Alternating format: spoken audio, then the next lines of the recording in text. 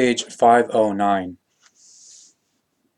The destiny which arises through the interaction also requires that everything that you sow must be reaped again by you there, where you bring the cause to an outcoming effect, or effect. Truly, you always have the free decision and the free determination at the beginning of each matter, as well as the free will to decide where to and in which direction you want to direct everything through your thoughts, feelings, actions, and deeds, and through your activity. But you do not think at all or only vaguely about this, which is why you cannot realize and understand the effects, i.e., the destiny, out of the causes which you create yourselves. And out of your ununderstanding regarding this, you assume then that the destiny that strikes you is either earned or unearned, and furthermore brought onto you through your fellow human beings, or through a higher might, because you refuse to understand that you yourselves are the former of your own destiny, which you bring about yourselves, and which has nothing to do with the destiny that acts from the outside, and which is the result out of foreordinations, over which you have no might.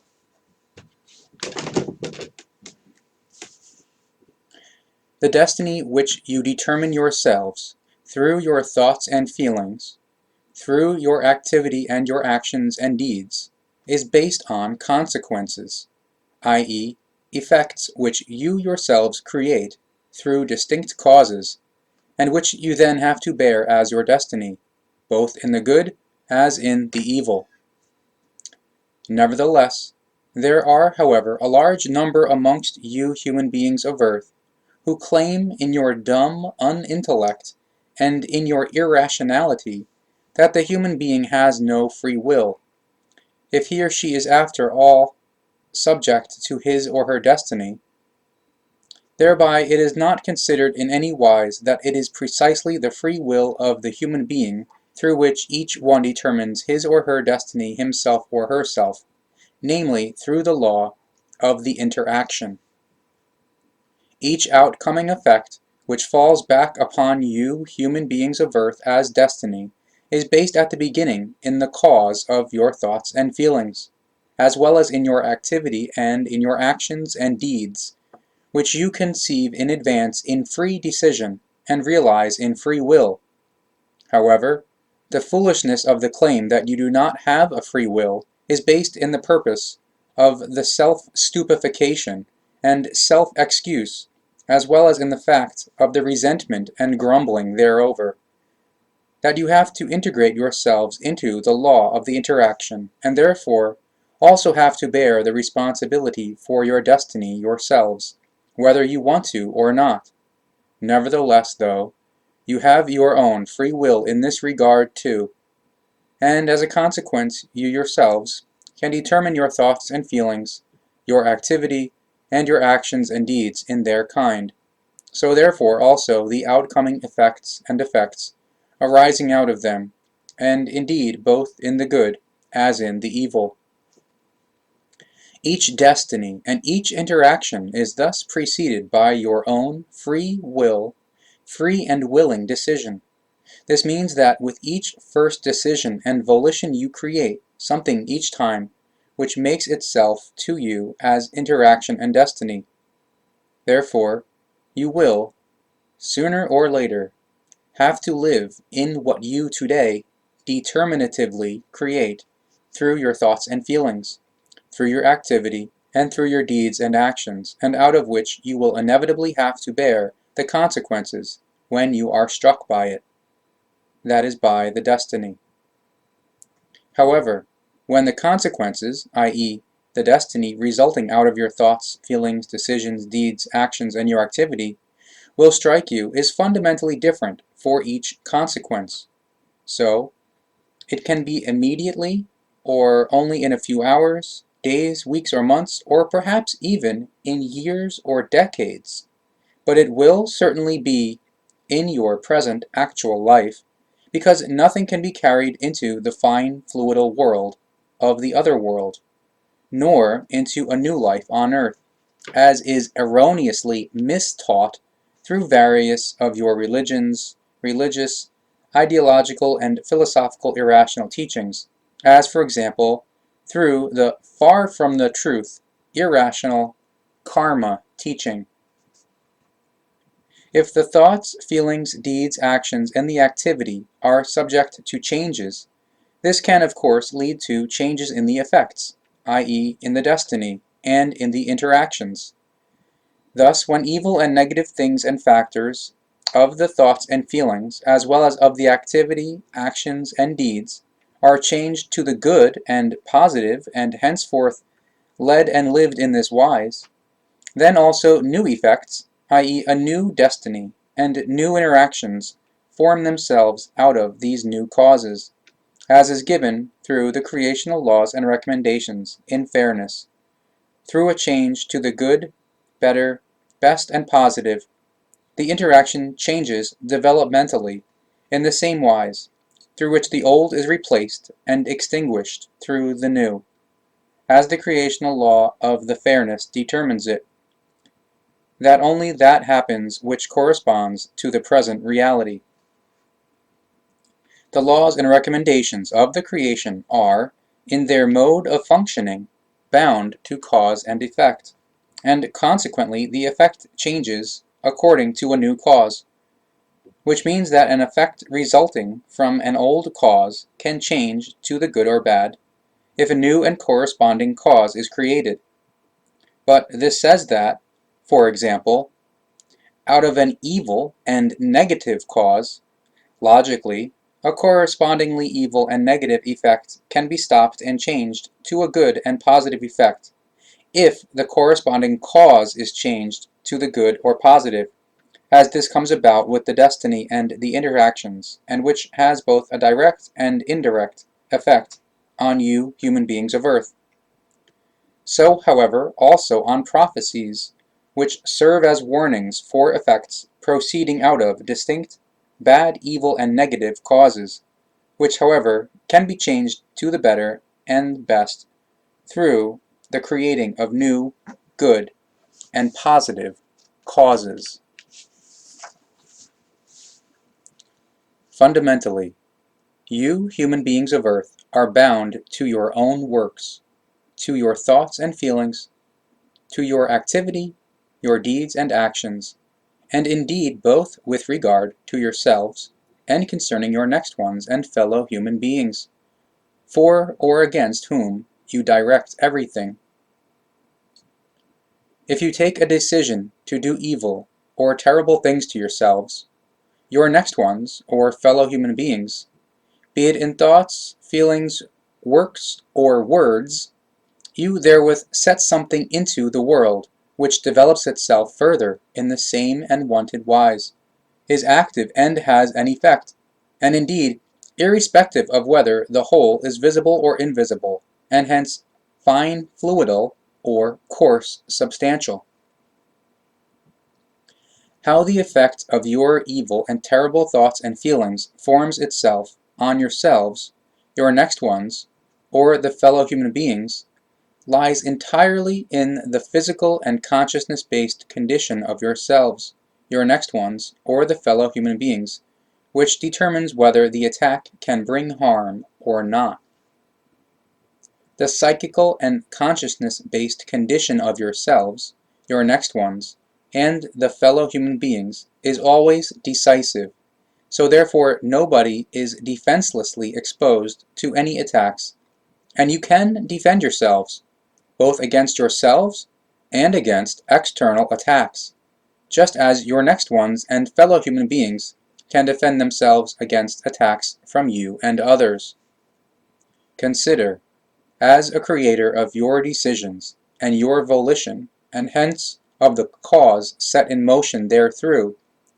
you remain, under all circumstances, connected with it, so everything again and again comes back to you as destiny and as interaction and strikes you, and indeed irrespective of whether this happens after a short or first after a long time, and whether the cause is good or evil. The law of the interaction, and hence also your destiny, you human beings of Earth, is triggered by attracting again various same kinds through the motion of a creation such as thoughts, feelings, deeds, and actions, as well as any activity of any kind, just as these same kinds are themselves also attracted by such. And this results in a symbiotic connection, out of which an immense power source comes about. The whole accumulates to a great energy with great power, which acts as a sender and sends back everything to the former. Through the accumulation of the energy and power, which leads back to the thought-feeling-based cause, an ever greater compaction forms, and it is through this that a coarse, substantial factor, i.e. the destiny, ultimately results, with the creator of the corresponding thoughts and feelings must experience, live and work out himself or herself.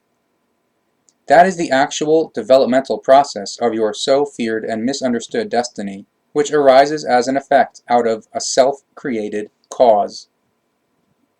Recognize, therefore, that your self-created destiny is always, and down to the finest and smallest nuance, fair, and corresponds to the effects of the creational laws, because through the attraction and accumulation of your own thoughts and feelings, your deeds, actions, and your activity, you attract the same kind again, and it falls back onto you, and indeed exactly as you have created and wanted it as cause, only strengthened. It does not matter whether the whole thing is directed at yourselves, your next ones, or the fellow human beings in general, because the process is always the same. Truly, only the kind of your consciousness or unconscious volition, for which you yourselves decide, is determinative for the interaction, and hence also for your destiny. Because all the innumerable fine fluidal and semi-material swinging waves with which you are connected, let everything that you send out through your thoughts and feelings stream back onto you, irrespective of whatever you want and what you create with your volition as causes. The interactions which you create through your wanted causes also have an effect on your outer nature, i.e. on your outer individuality, which you equally primarily create yourselves, and which is far from the creational individuality, which is located in the core of your inner nature. And just as you form your individuality, and out of this also your character through your thoughts, feelings, and your attitude, etc., so the interactions of your thoughts and feelings also have an effect on it, and consequently also your character is influenced and continually formed therethrough. Apart from all the many factors which carry out everything necessary out of and in you, many things of that gigantic power source of the universe are also acting in you,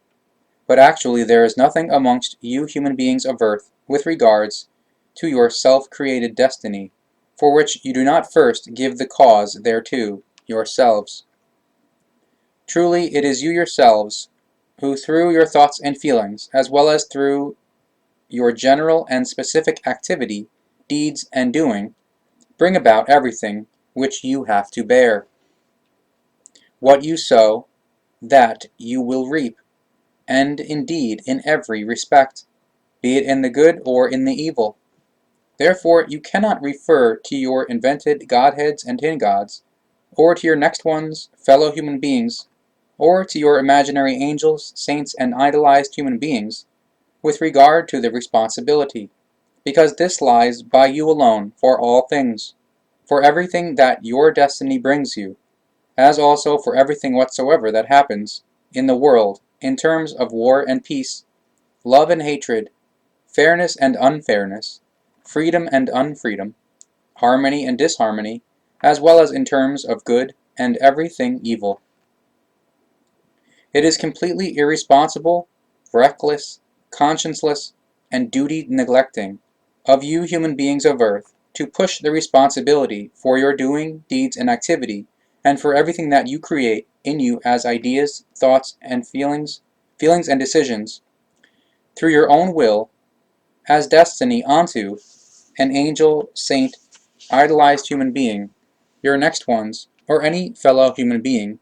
or to shove it off onto a fabulated god or tin god, and then to wonder in uncomprehensibility why he or she allows the fate to befall you.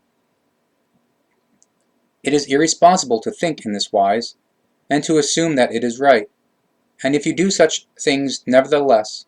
then you prove to yourselves that you are not willing to give enough consideration to the truth, nor to recognize it in all its entire range, because in imperiousness you want to bathe yourselves in innocence, and bear no responsibility in any wise for your incorrect and haphazard deeds. And since you are not willing to bear the responsibility for your doing, activity, and deeds, nor for your ideas, thoughts, and feelings, you reach out for all little and big things to put them into action directly according to your irresponsible reflecting and striving, through which you wreak terribleness through all disastrous things of the world by indulging in hatred and jealousy, strife and murder, and manslaughter, creating unpeace, unfreedom, disharmony and wars all over the world, and bring therewith depravity and destruction over the whole humankind and your planet. And through all this you not only determine your own destiny, but also that of your next ones, your fellow human beings, the whole humankind and Earth. Already, as individuals, you create heavy destinies and great sorrows and problems, which you carry into the world, and creating therewith hardship, misery, and war, as well as other terrible things, and indeed in complete forgottenness of your ample responsibility, which you have to bear yourselves for all and everything, and which also determines your destiny, and that of the humankind in the good or evil, depending on whether you fulfill it or not. Consider that you are your own destiny, because depending on whether you create good or evil in your thoughts and feelings, you will also be such in your self-created part of your inner nature. From the beginning, the creation created its all-embracing laws and recommendations, through which you human beings of Earth automatically make use of their unbribable effects. So everything fulfills itself without any doubt, down to the last fiber of the laws and recommendations when you trigger them, in which case a preferential treatment is as impossible as is a disadvantageous one, and consequently only fairness, but never an unfairness, is possible. Truly, the creational laws and recommendations and their effects do not have to care about you human beings of Earth. Rather, you must care about them, because the all-embracing work of the creation with regard to its laws and recommendations is in its kind not dependent on you, but you are dependent on it. The main error you human beings of Earth make is that you see only your material existence, and that you assess everything only according to this. And included in this error is also your conceit of seeing yourselves as a uniqueness and center of all life forms, even though you are not. In addition to you, there exists the expanses of the universe. There exists, in the expanses of the universe, many other civilizations of various kinds, who are of equally great importance in the machinery of all created creations, who found their existence through the creational laws and recommendations. So you cannot megalomaniacally assume to be the center of all life forms. And a further error many amongst you make, is that you assume that as a personality you would only have a unique life, because truthfully after the dying, the life continues in a new existence on Earth, but contrary to the irrational teaching of the person-bound reincarnation. Truthfully, the personality extinguishes after the dying and developmentally changes itself in the fine fluidal realm of the other world, of the overall consciousness block, into a neutral energy, out of which a new and unburdened consciousness with an equally new personality is created, which is then born anew, together with the spirit form of the human being, which, after the dying of the material body, also goes into its fine fluidal realm of the other world, and from out of there reincarnates again, and, contrary to the personality, is alone capable of being reborn. So you shall be conscious that you have already often lived a material current life, as always new personalities, just as you will continue again and again, as always new personalities, to pass through new lives. And that will happen so often and for such a long time until your spirit, i.e., your spirit form, has developed so highly through your evolution of your consciousness that it no longer needs a material body and consciousness anymore, and thus goes as a higher form into a higher level. It follows that with the new birth of the new personality, a completely new life begins, and consequently, the new human being at his or her actual becoming, i.e., the actual birth on the 21st day of the pregnancy, i.e., after the conception, is completely unburdened and hence innocent. The reason for this is because out of the earlier life of the preceding personality, as well as of all other preceding personalities before that,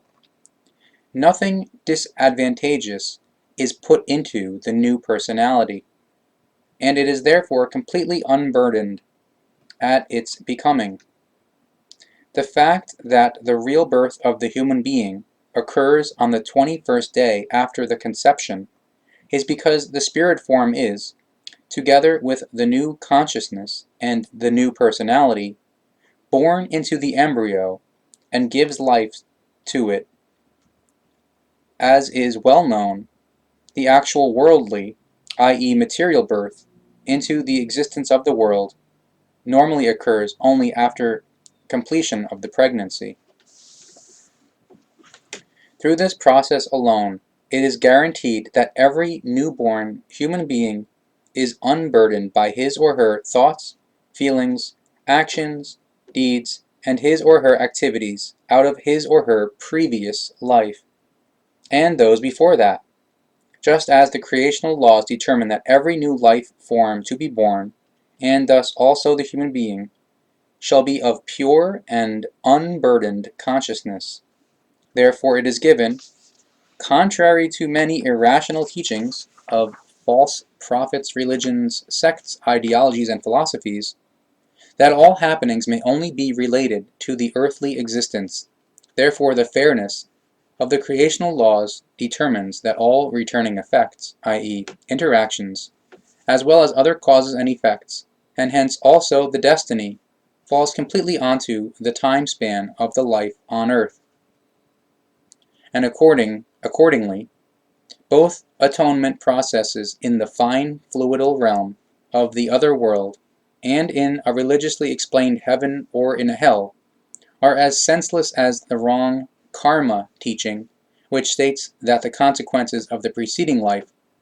would have to be borne in the coming life.